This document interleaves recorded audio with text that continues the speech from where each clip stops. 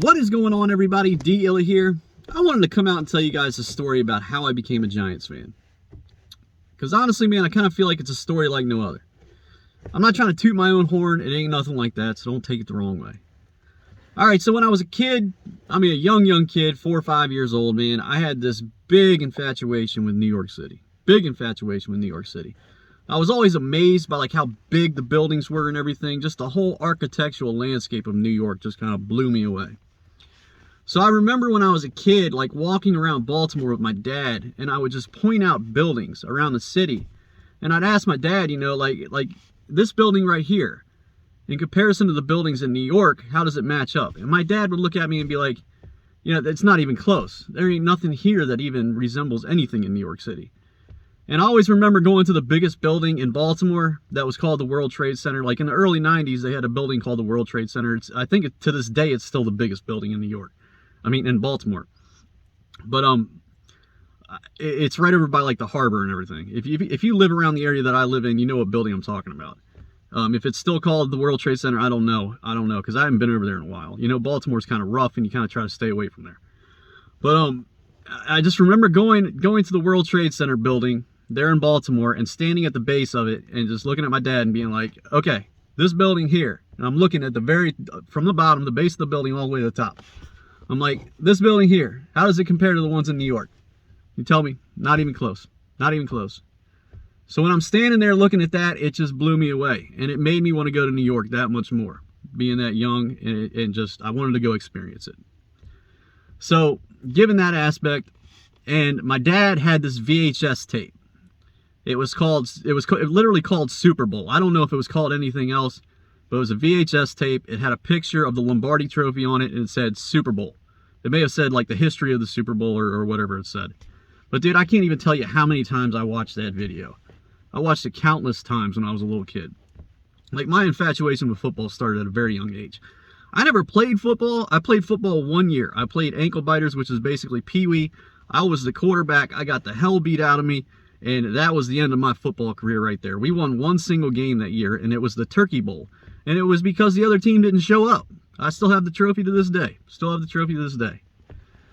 So yeah, my infatuation with New York, the VHS tape, the Super Bowl tape. And I would always watch, the earlier years when the Giants won the Super Bowls in the early 90s, late 80s. And, always liked the helmets, the Giants logo across the side of the helmet, the fact that they were blue, red, and white, those colors were incorporated into the team's uniforms, always like that. And I was a big Jeff Hostetler fan. I always thought, when I was younger, Jeff Hostetler was a starting quarterback. That was during the time Phil Simms was injured and Hostetler was a starter. So I was a big Hostetler fan. I also like, Dave Meggett. I was a big Dave Meggett fan. And so that video, the tape, being a Jeff Hostetler fan, that's really what led me to being a Giants fan. And when I was a kid, my first piece of Giants memorabilia or clothing that I had was like a Giants sweatsuit. It was the complete setup. Had the sweatshirt, the sweatpants, the whole 9 yards. And that was the first piece of Giants clothing that I had.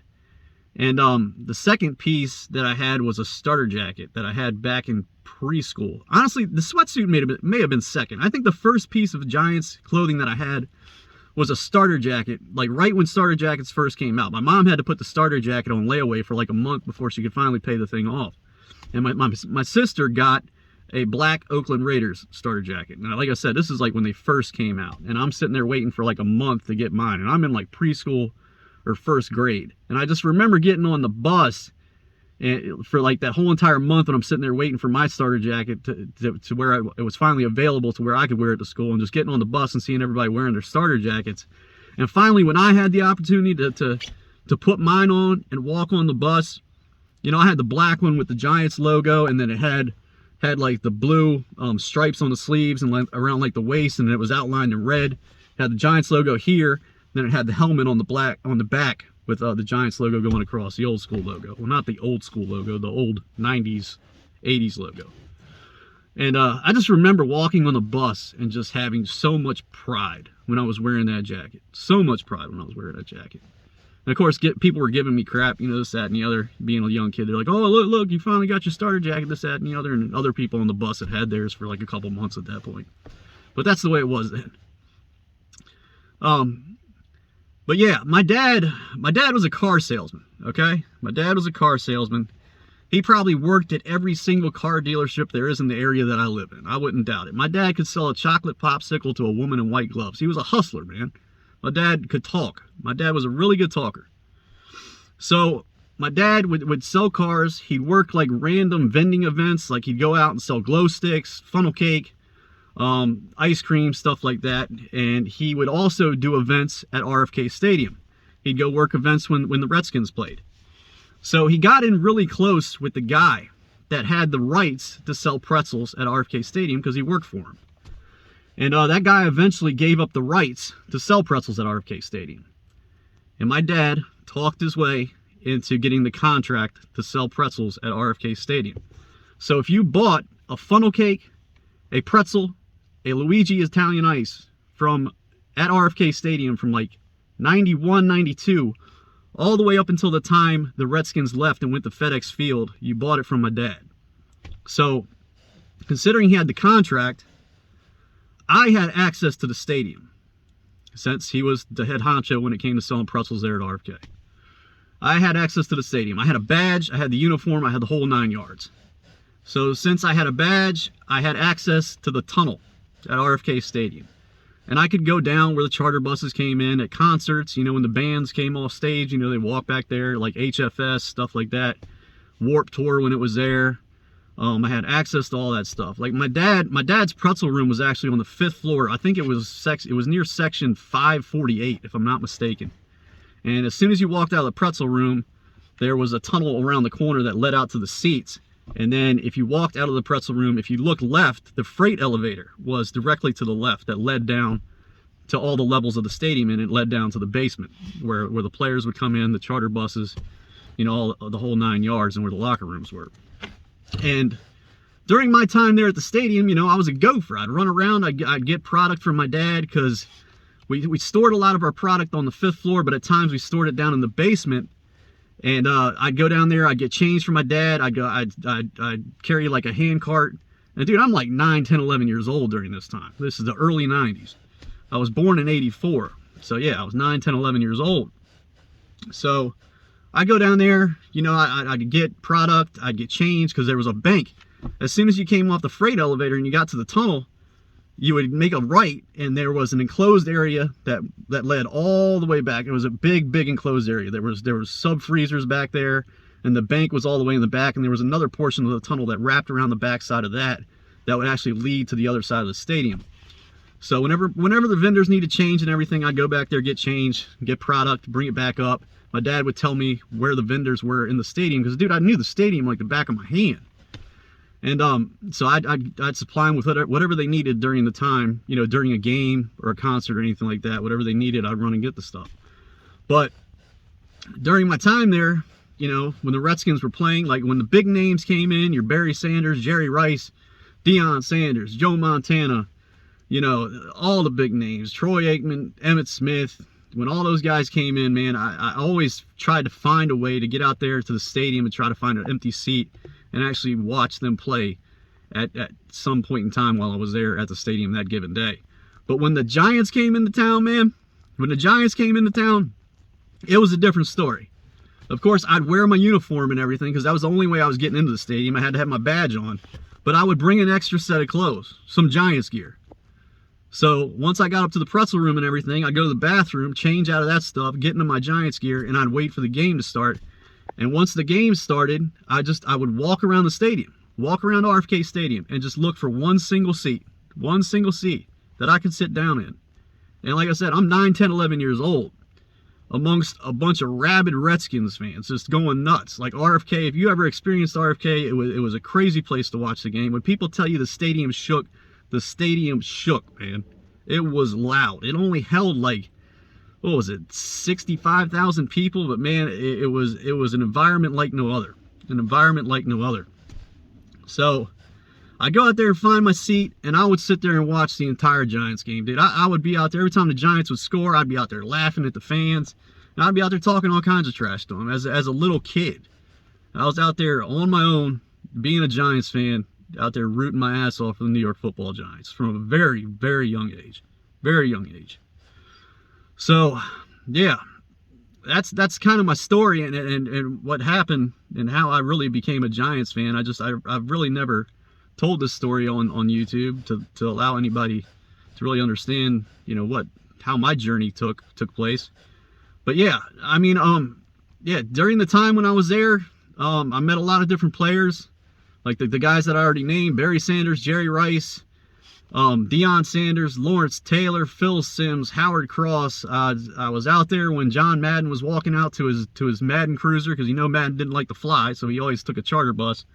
I tried to get his autograph. I couldn't get close enough to him.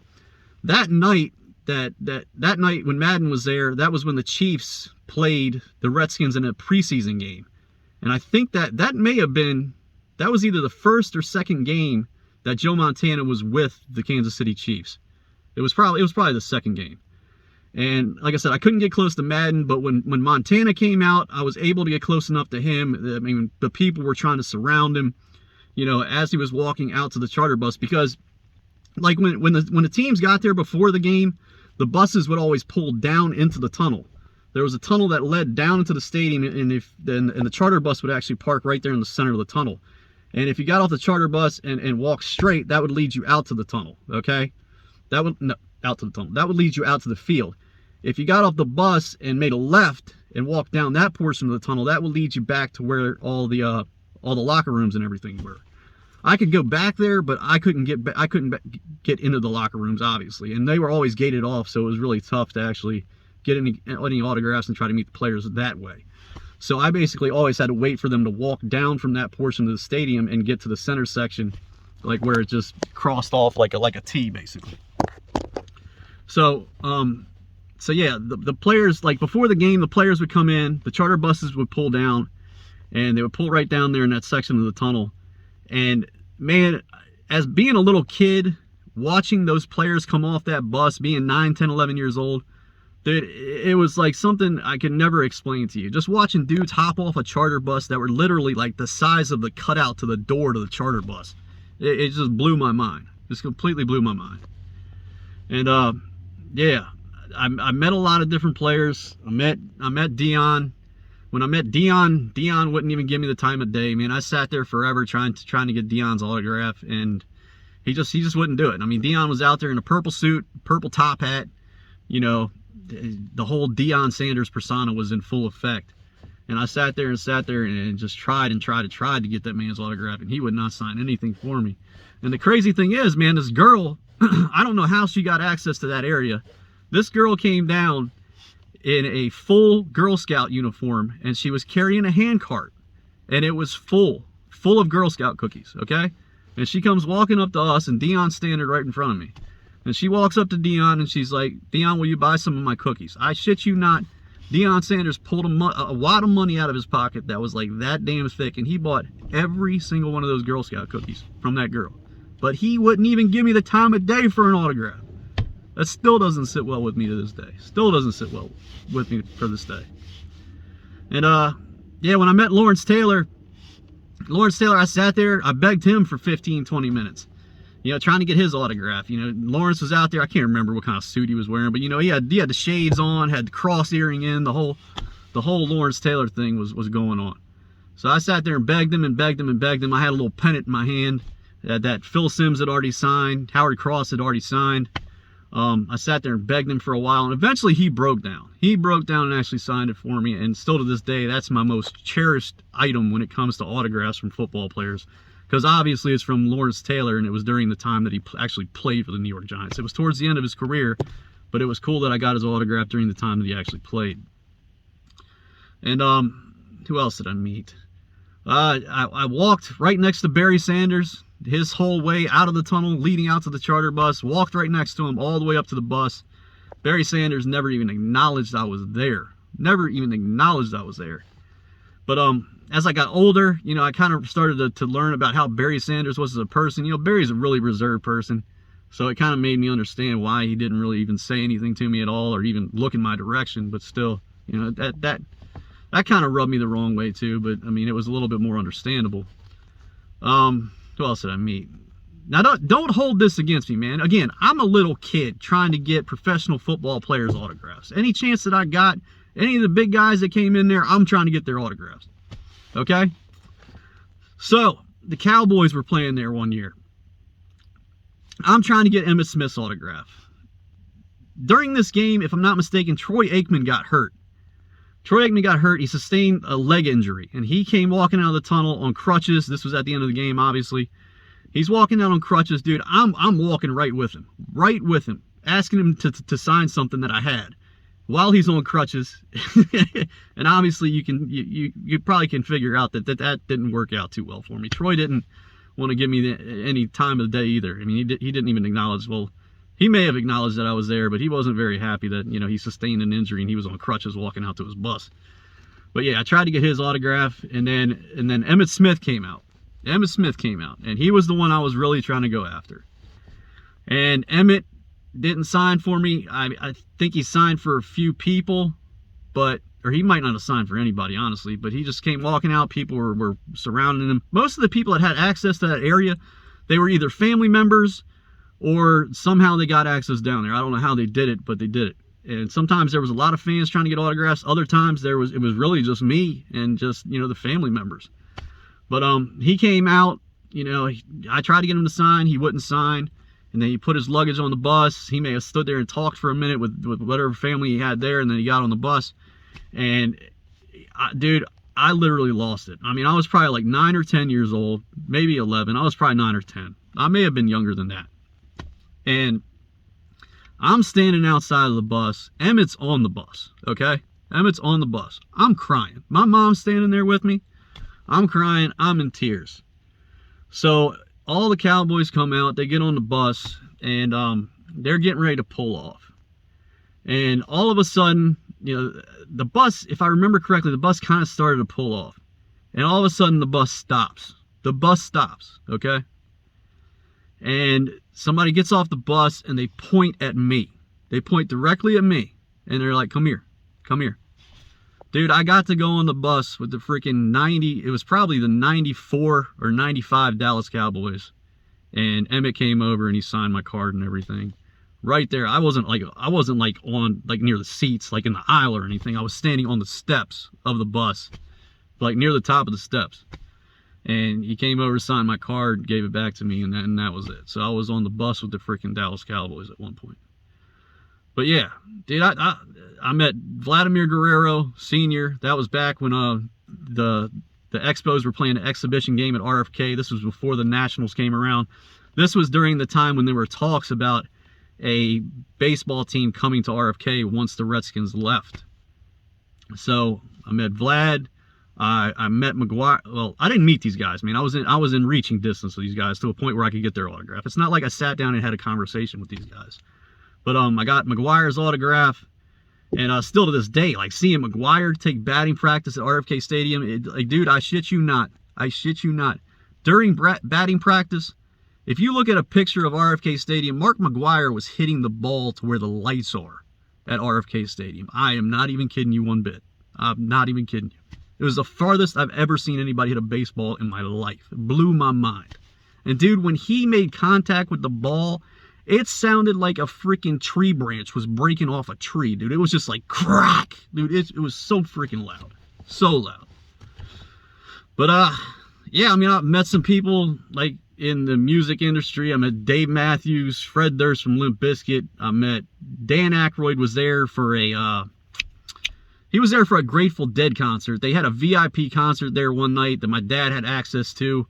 And he was there in the crowd, and I walked over to him. He signed whatever I had and everything. The dude from Seven Dust, I don't know if you know that band, that lead singer walked past me. I didn't realize it was him until he walked past me. There was probably other guys that I walked right past. I didn't even realize who the hell they were. At all the HFSs that were there, man. There were so many bands that played there. What else? Other interesting stories. Yeah, the head of security, his name was the Chief. The Chief hated my guts, man. The Chief hated my guts. Because after the games, dude, I would walk around the stadium because people would leave shit behind. Like one time I found like a brand new starter jacket. People would leave money, all kinds of stuff. And the chief knew I did this. So the chief would, like after the games, there would be nobody else in the stadium. And I'd be walking around the seats just looking for stuff. And chief would come out there on the field and he'd look around because he knew I was out there doing it. And dude, he caught me out there a few times and he's yelling at me from the field. He's like, hey, get out of here. Get out of here. Go back to the room where your dad is, this, that. And he hated my guts, man. Like, there was a few times where I got kicked out of that stadium and I wasn't able to come back for like a month. There was one time where I really screwed up. My dad somehow talked his way into parking right outside of the tunnel at RFK Stadium, like where the family members, like to the players would park. I don't know how he did this. Like half the stuff my dad pulled off, I still don't know to this day how he did this shit. I really don't. So basically, as soon as you came out of the tunnel, my dad was parked right to the left. There were some parking spots right there on the left-hand side. That's where he would park. So one night we're coming out from an event. I can't remember if it's a Redskins game or it was a concert. And we were getting ready to walk out and the chief was closing the big sliding door that closed off the tunnel, okay? The huge sliding door. And to the right of this door, there was a regular door that you can just open and push open and walk right out. So this door, we're walking out. My dad's saying something to the chief, this, that, and the other, having a conversation. And we're walking out. And as this door gets about 3/4 of the way down, this big huge ass door, dude, I ran up to it and I slid right underneath the thing. And the chief, the head of security, dude, this man about lost his mind. Like that was the straw that broke the camel's back right there, man.